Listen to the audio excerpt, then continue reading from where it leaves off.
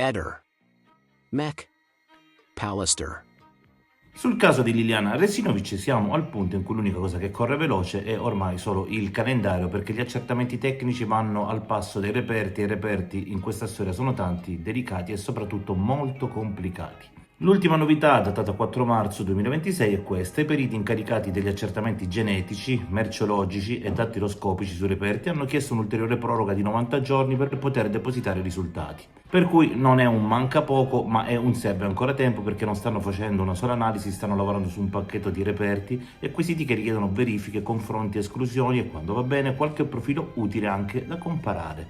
E allora proviamo a rimettere in fila tutti i passaggi più recenti. Nei mesi scorsi il deposito degli esiti era già stato spostato a dicembre 2025, era stato raccontato che la scadenza per la consegna dei risultati degli accertamenti veniva fissata al 9 marzo 2026 proprio perché il lavoro veniva descritto come complesso e con un numero elevato di reperti.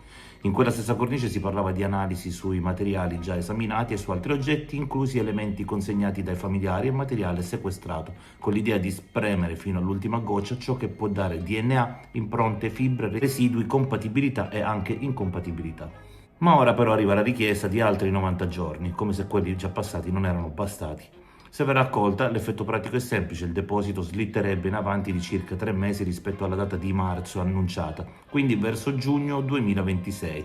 E questo spiega anche la sensazione che molti hanno: il caso è in una fase in cui si cerca la svolta non nelle dichiarazioni, ma nei laboratori.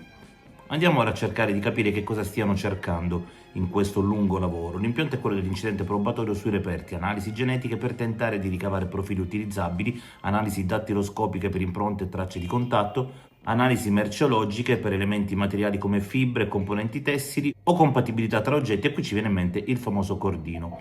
Su questa linea già a settembre 2025 si era scritto che le nuove analisi erano partite da reperti come la giacca e che erano state repertate anche fibre tessili non riconducibili all'indumento, proprio per essere rianalizzate con criteri più mirati. In quella fase veniva rimarcato anche chi sono i periti nominati dal GIP e il fatto che sul piano giudiziario Sebastian Contrario Visintin risulta ancora oggi essere indagato per omicidio. Nel frattempo, sul fronte battaglie procedurali, a gennaio 2026 è arrivato un passaggio netto. La Cassazione ha definito inammissibile il ricorso della difesa di Visintin, che puntava a ottenere un incidente probatorio per una nuova perizia medico-legale, con condanna alle spese e un'ammenda. Questo non chiude il caso naturalmente, ma chiarisce una cosa: la strada che resta centrale al momento è quella degli accertamenti sui reperti già dentro l'incidente probatorio disposto, non l'apertura di una nuova maxiperizia medico-legale tramite quel canale.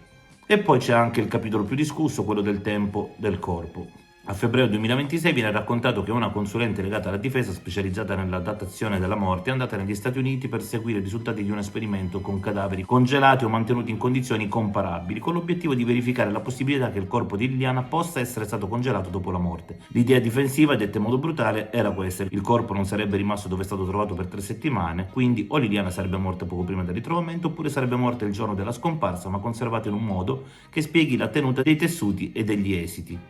È naturalmente una pista difficile da dimostrare e infatti viene presentata come un nodo tecnico che, se non lo risolvi con dati e test, resta un racconto. Nello stesso servizio però c'è un dettaglio operativo che si incastra con la cronologia delle perizie. Si dice che entro il 9 marzo 2026 ci si attendeva il deposito dei risultati della nuova perizia su una serie di oggetti e che le parti si sarebbero confrontate in un'udienza fissata al 30 marzo. Ed ecco perché la richiesta di ulteriori 90 giorni pesa moltissimo. Se il calendario si sposta anche tutto ciò che dipende da quel deposito a catena. E allora facciamo il punto complessivo: la procura e le parti stanno aspettando che il lavoro sui reperti dica qualcosa di spendibile davvero e non suggestioni, perché senza un profilo utile, senza una traccia comparabile, senza un incastro tra materiale e persone, si resta in quella zona grigia dove ognuno legge i dati a modo suo, con una differenza: in tribunale a contare solo ciò che regge tecnicamente. E Sebastiano sorride. Ehi, non dimenticare di iscriverti a questo canale.